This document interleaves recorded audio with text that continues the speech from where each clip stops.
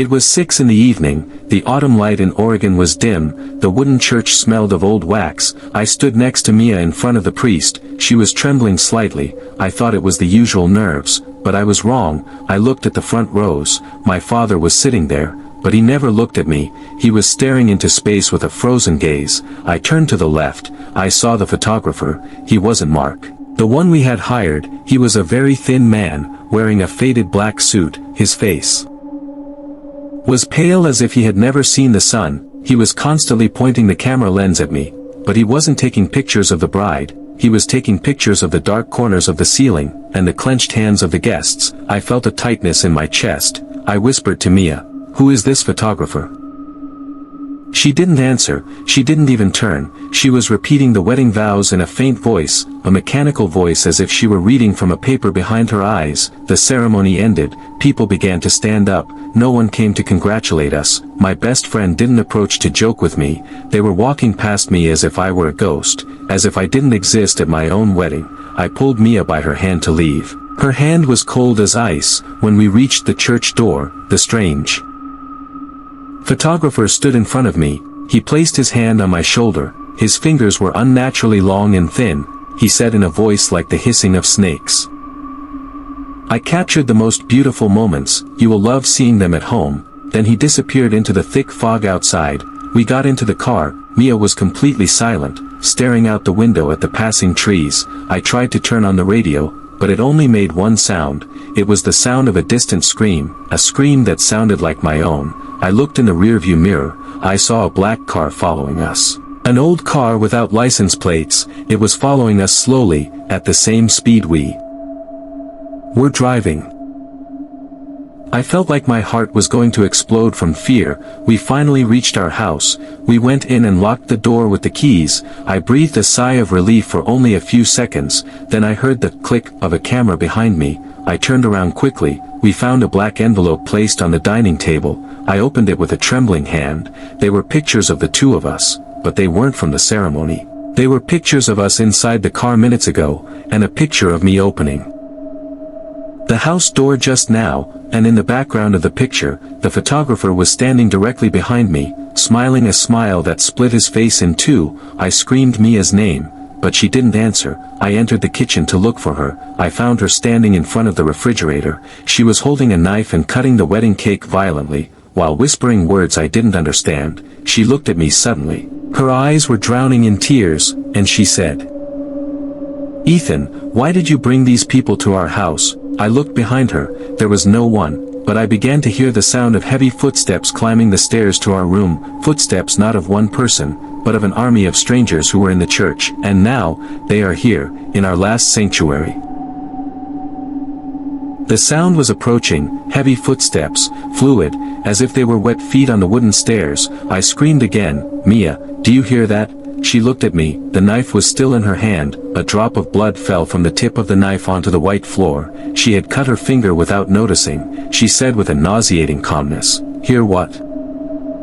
"There is nothing, you're just stressed, as usual." She laughed a short, dry laugh, the same strange laugh from the church. I pulled her hand firmly. Her wound was deep, but she didn't flinch. She didn't blink. Her eyes behind the tears looked as if they were made of glass. I pulled her behind me toward the living room. The sounds on the stairs stopped. A deadly silence fell, a silence where you can hear your own heartbeat racing. Suddenly, the television started working automatically. The volume was very high, loud. There was no picture, only white static, and a noise like a muffled collective scream. I tried to turn it off.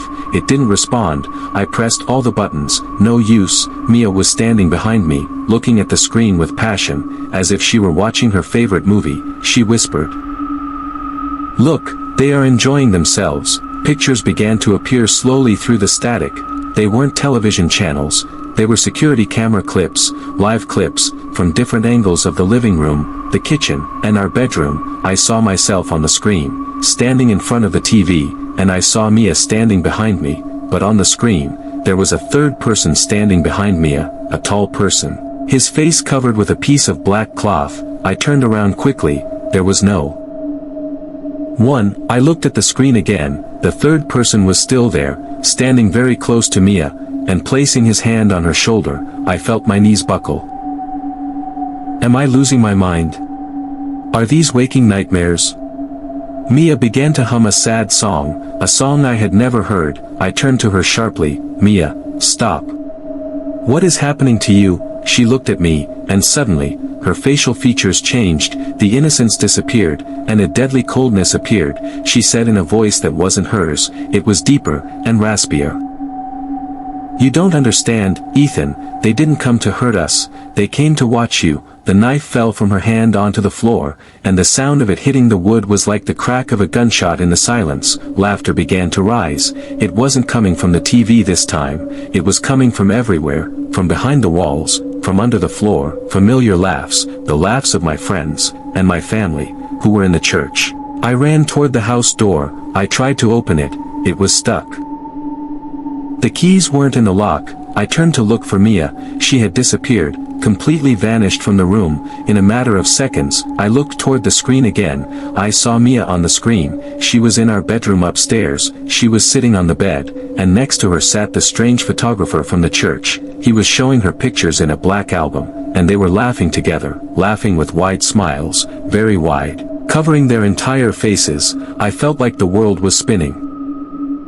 I'm not trapped in my house, I'm trapped in someone else's mind, or perhaps, in a dark comedy where I'm the only victim. The sound stopped suddenly, and were replaced by one voice, Mia's voice coming from the speakers in the TV. She said clearly, Ethan, dinner is ready, everyone is waiting for you upstairs. I looked toward the stairs. I saw many shadows, dancing on the wall, shadows of people waiting.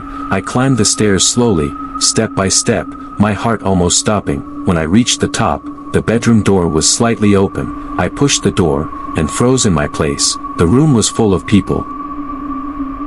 All the guests from the church were there, sitting silently in a circle around the bed, and the photographer was standing in the middle, pointing his camera at me, and Mia was sitting on the bed, wearing her wedding dress again, holding a large piece of the wedding cake stained with her blood. She looked at me, and smiled, the smile I feared, and said in a soft voice, Sit down, darling, we've just started the second take.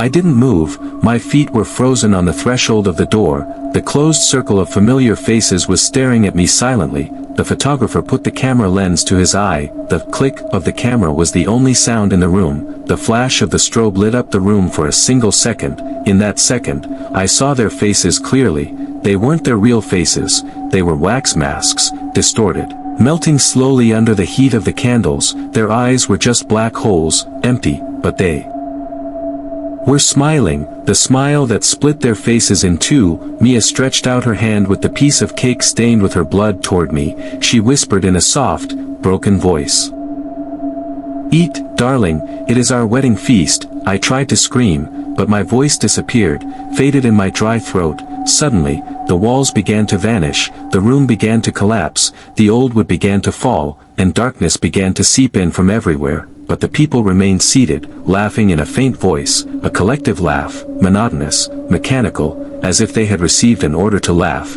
The photographer approached me slowly. Step by step, the camera still pointed at me. He said in a voice like the hissing of snakes, Now, the final shot. He pulled the black cloth off his face. I screamed at the top of my lungs. There was no face behind the cloth. There was a mirror reflecting my own face, my terrified face, distorted, stained with tears. In the mirror, I saw behind me, there were no people, there was no room.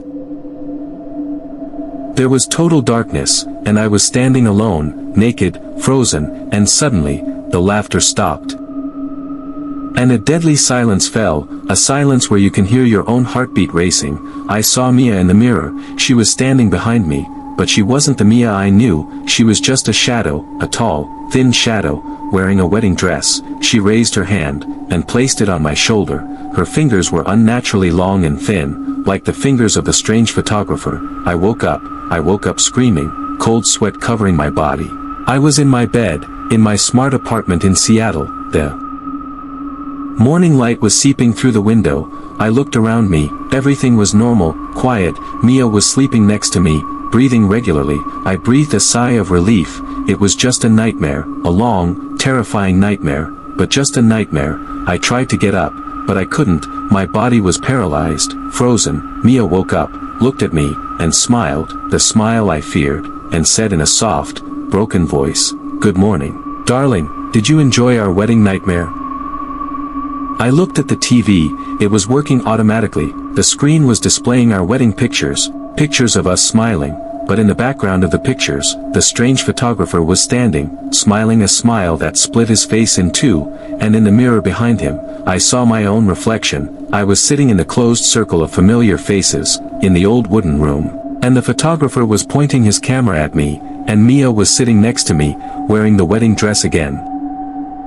Holding a large piece of the wedding cake stained with her blood, she looked at me, and smiled, the smile I feared, and said in a soft voice, "Sit down, darling, we've just started the third take."